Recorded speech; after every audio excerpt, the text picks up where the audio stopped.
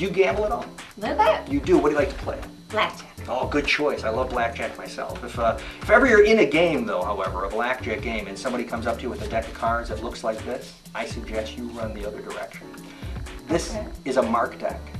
I know people don't normally tell you. This has got a tiny little blue spot on the back of the cards. That lets me know what the cards are as they pass by. It's hard to see, I admit, but it's marked in a second way.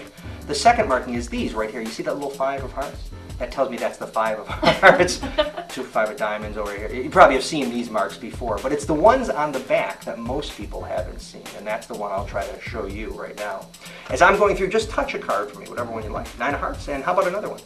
You did that so well, how about just one more? The Jack of Spades. Three cards. Sometimes when there's less cards, it's easier to see the markings on the back. For example, you see the little blue spot there?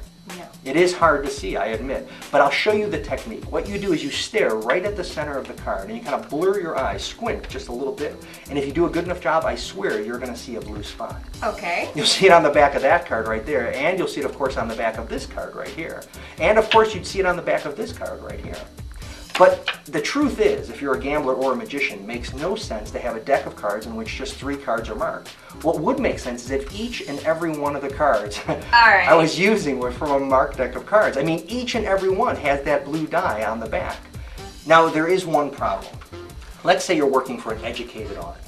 And what I mean by that is somebody who knows about a marked deck.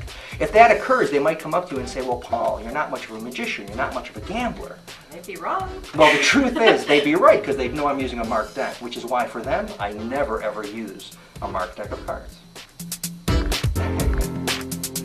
Go ahead, check it out.